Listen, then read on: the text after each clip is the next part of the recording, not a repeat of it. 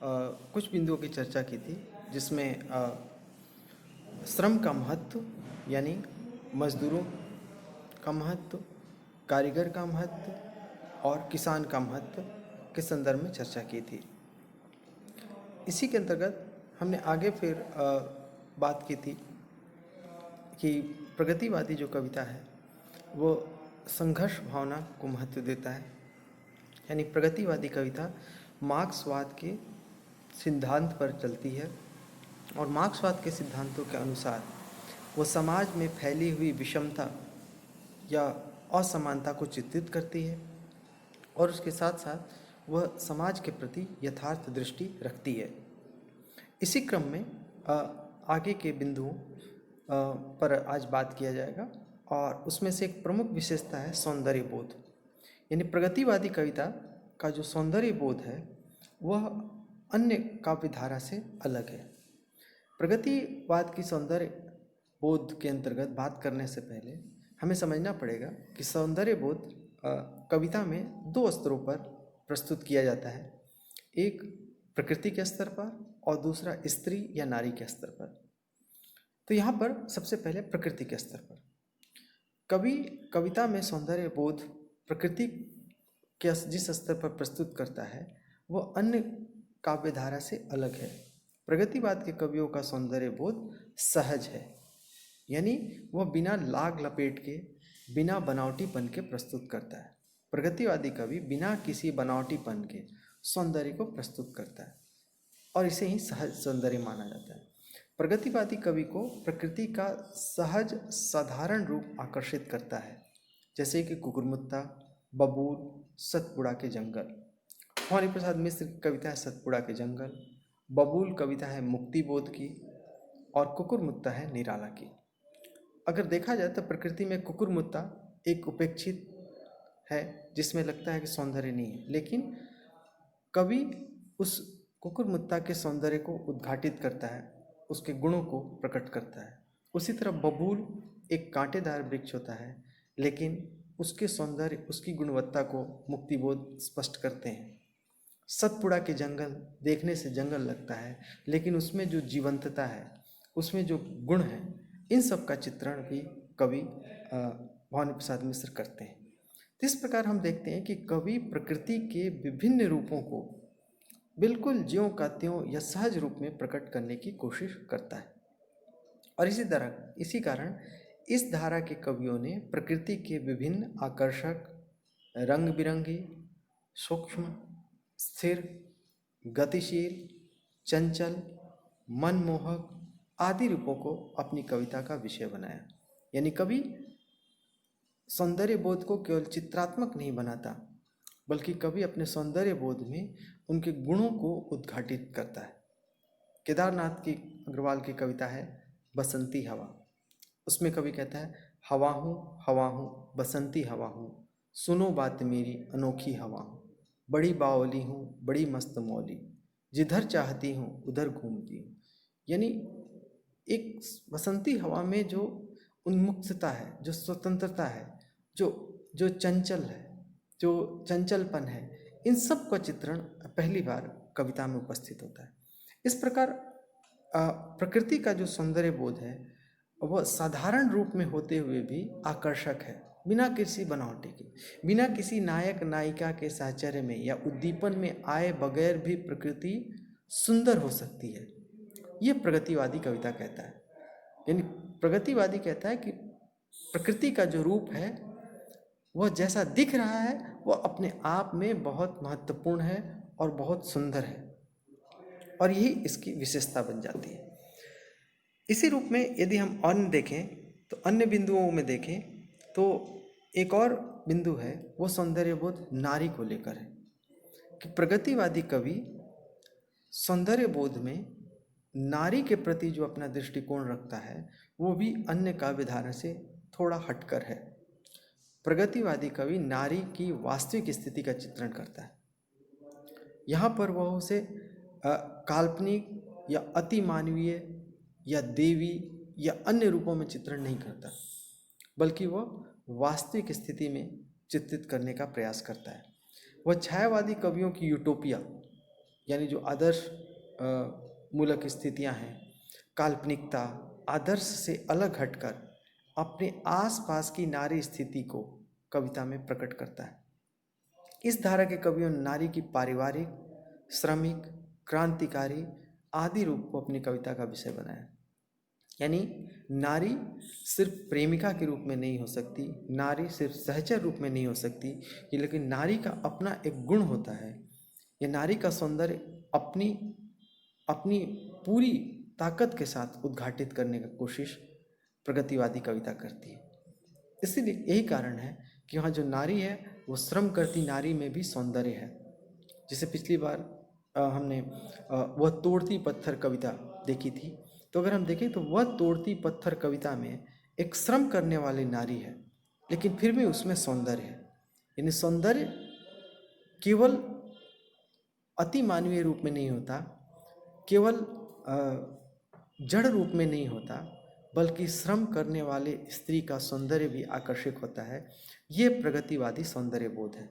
और यही कारण है कि प्रगतिवादी कविता में नागार्जुन जैसे कवि अपनी पत्नी के ऊपर कविता लिखते हैं, और वो कहते हैं, और उनकी प्रसिद्ध कविता है सिंदूर तिलकित भाल, और वो कहते हैं याद आता तुम्हारा सिंदूर तिलकित भाल।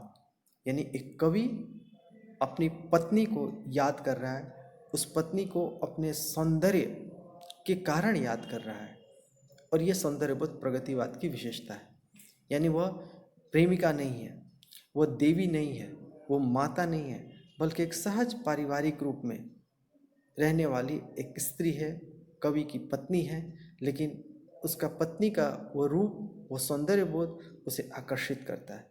इस प्रकार प्रगतिवाद ने बिना लाग लपेट के, बिना बनावटीपन के नारी के सौंदर्य को भी चित्रित करने का प्रयास किया है, और नारी के भी वो विभिन्न पक्षों का चित्रण करने का प्रयास करता है। इस प्रकार प्रगतिवादी कविता में जो सौंदर्य बोध है वो सहज और साधारण है, अपने आसपास के सौंदर्य बोध से वो निर्मित है, और यही विशेषता प्रगतिवाद को अन्य काव्य धारा से विशेष या विशिष्ट बनाती है। इसी तरह यदि हम सौंदर्य बोध को देखें तो कई रूपों में हम देख सकते हैं। तो प्रकृति, नारी और वस्तु के रूप में वो कविता है। जैसे प्रकृति के रूप में देते थे तो कुरमुत्ता, बबूल और सतपुड़ा के जंगल।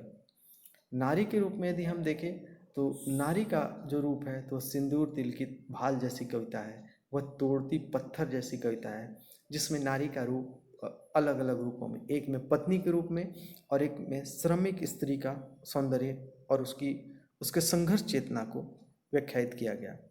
उसी तरह वस्तु के यदि रूप में देखें तो ताज कविता, पंत ने ताज कविता जो लिखी तो उस ताज कविता के सौंदर्य को भी नए रूप में प्रस्तुत किया। यानी वस्तु के प्रति भी कवि का सौंदर्य अलग रूप में होता है, जिसमें कवि कहता है, जिसमें वो कवि ताज के आकर्षक स्वरूप पर, उसके पूजन पर प्रश्न उठाता है, और कहता है मृत्यु का अपार्थिव पूजन। यानी कवि को लगता है कि हम जीवित मनुष्य के सौंदर्य की उपेक्षा कर रहे हैं, और एक वस्तु के सौंदर्य के लिए या एक निर्जीव वस्तु के लिए हम इतना ज़्यादा व्याकुल हैं या उसको सम्मान दे रहे हैं। इसीलिए कवि कह उठता है रे मृत्यु का अपार्थिव पूजन। इस रूप से देखा जाए तो एक सौंदर्य बोध, प्रगतिवाद का जो सौंदर्य बोध है वह सौंदर्य का केवल बाहरी चित्रण नहीं करता, बल्कि वह उसके आंतरिक गुणवत्ता को, आंतरिक गुणों को भी उद्घाटित करता है। यानी स्त्री सुंदर है तो केवल सुंदर नहीं है, बल्कि इसलिए वह श्रमरत है इसलिए सुंदर है। पत्नी या स्त्री का सौंदर्य इसलिए महत्वपूर्ण है क्योंकि वह पत्नी है। इस प्रकार गुण, आंतरिक गुण और बाह्य गुण, सौंदर्य का ये दोनों मिलकर कविता को एक नए तेवर में प्रस्तुत करते हैं। उसी तरह कोई वस्तु सुंदर है तो वस्तु सुंदर केवल बाहरी आवरण के रूप में नहीं है, बल्कि अगर सुंदर है भी तो उस पर कभी प्रश्न उठाता है, जैसे ताज, कि ताज आकर्षक है, लेकिन क्या हम जीवितों का सम्मान कर रहे हैं कि हम एक स्मारक का सम्मान करें? इसलिए कवि सुंदरता को उसकी सामाजिक उपादेयता या समाज के साथ या समाज की स्थिति से जोड़कर उस सौंदर्य को परिभाषित करता है। और उसी तरह प्रकृति में भी वो कहता है कि प्रकृति में हर चीज़ महत्वपूर्ण है, चाहे वो बबूल हो। इसलिए गुलाब पर जब कविता लिखी गई, सुंदर फूलों पर कविता लिखी गई, तो प्रगतिवादी कवि, सुंदर वृक्षों पर कविता लिखी गई तो प्रगतिवादी कवि उससे हटकर बबूल जैसे कांटेदार वृक्ष पर कविता लिखता है, या फिर निराला जैसा कवि कुकुरमुत्ता पर कविता लिखता है, या फिर सतपुड़ा के घने जंगलों पर कविता लिखी जाती है। इस रूप से देखा जाए तो कवि अपने नए नए रूपों को, नए नए सौंदर्य बोध को उद्घाटित करता है, चाहे वो प्रकृति हो, चाहे नारी हो, चाहे वस्तु हो। तो प्रकृतिवाद के सौंदर्य बोध एक नए तेवर में उपस्थित होता है। इसी तरह यदि हम देखें तो प्रगतिवाद की कुछ कविताओं को हम देखें तो ये सौंदर्य बोध और स्पष्ट होगा। जब नागार्जुन कविता लिखते हैं तो नागार्जुन कविता लिखते समय चांदनी रात का वर्णन करते हैं, और चांदनी रात में फिसल रही चांदनी उनकी कविता है, और वो उसमें चांदनी एक नए तेवर में उपस्थित होती है। प्रगतिवादी को सौंदर्य बोध में जो चांदनी रात है वह नए रूप लेकर अवतरित होती है, और कवि कहता है, नाच रही कूद रही उछल रही चांदनी, नाच रही कूद रही उछल रही चांदनी, वो देखो सामने पीपल के पत्तों पर फिसल रही चांदनी।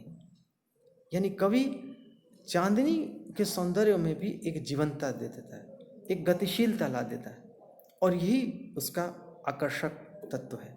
इस तरह से प्रगतिवादी कवि एक सामान्य सी चीज में भी सौंदर्य की तलाश कर लेता है जो उसे जीवंत और आकर्षक बनाता है। उसी तरह पंत की कविता है तो वह नारी सौंदर्य, पंत यद्यपि छायावादी कवि थे लेकिन वो आगे आकर जिसमें प्रगतिशीलता का तत्व आ जाता है, तो जो नारी की यूटोपियाई छवि थी या आदर्श मूलक छवि थी, एक काल्पनिक जो छवि थी, अलौकिक लोकोत्तर छवि थी, उससे हटकर नारी के मूल प्रश्नों को वो सौंदर्य बोध के रूप में उद्घाटित करते हैं। और वो कहते हैं, मुक्त करो नारी को, मुक्त करो नारी को मानो चिर बंधनी नारी को। यानी कवि स्पष्ट रूप से वो कहता है कि जो नारी है उसे मुक्त करना बहुत आवश्यक है, और इसी क्रम में वो मुक्त करने के लिए कवि आह्वान करता है। और वो कहता है कि मुक्त करो नारी को, चिर बंधनी नारी को, युग युग की निर्मम कारा से जननी सखी प्यारी को। यानी वह नारी को केवल चित्रित करने के लिए कविता नहीं लिखता, बल्कि नारी के अंदर की पीड़ा को भी वो उद्घाटित करता है। इस प्रकार से नारी केवल बाहरी रूप से आकर्षित नहीं करती, बल्कि कवि गहराई से नारी के गुणों को, नारी की पीड़ा को भी व्याख्यायित करता है। उसी तरह केदारनाथ अग्रवाल की जो कविता है, चंद्र गहना से लौटती बेर, तो जब कवि अपने गांव से लौटता है तो लौटने के समय जो गांव का सहज प्राकृतिक सौंदर्य है वो उसे आकर्षित करता है, और वो जो एक छोटे से चने के पौधे के सौंदर्य को उद्घाटित करता है, और ये स्पष्ट करता है चने के पौधे को लेकर, यह हरा ठिगना चना बांधे मुरेठा शीश पर, यह हरा ठिगना चना बांधे मुरेठा शीश पर, छोटे गुलाबी फूल का सज कर खड़ा है। यानी कवि के लिए एक छोटा सा चने का पौधा भी इतना आकर्षक सौंदर्य का कारण बन सकता है। इसलिए प्रगतिवादी कवि अपने आसपास खेत के, खलिहान के, मजदूरी करते श्रम, किसी कारीगर की वस्तु, इन सब के अंदर के भी सौंदर्य को उद्घाटित करता है, और जब पाठक देखता है तो उसे एक नए रूप में उसे आकर्षित करता है। तो इस प्रकार प्रगतिवादी सौंदर्यबोध समाज और श्रम से जुड़ा हुआ सौंदर्यबोध है। प्रगतिवादी कवि मानता है कि जो सौंदर्य है वो सौंदर्य केवल बाहरी सौंदर्य नहीं है, बल्कि उसके आंतरिक सौंदर्य के साथ मिलकर ही सौंदर्य का संपूर्ण रूप उद्घाटित होता है। और इसीलिए जो कृषक है, जो अपने आप जो श्रम से सींचा हुआ पौधा है, उसका सौंदर्य बेहद आकर्षक है। और यही कारण है कि प्रगतिवादी कवि अपने आसपास के सहज और साधारण हर वस्तु के सौंदर्य को उद्घाटित करता है और वो पाठक के आकर्षक बनता है। इस प्रकार हम कह सकते हैं कि प्रगतिवादी कविता मूल रूप से महत्वपूर्ण इस अर्थ में है कि प्रगतिवादी कविता सामान्य सौंदर्य को उद्घाटित करती है और यही प्रगतिवाद का सौंदर्य बोध है, चाहे वो नारी हो चाहे वो स्त्री हो। अगली कक्षा में हम प्रगतिवाद के कुछ अन्य बिंदुओं की चर्चा करेंगे।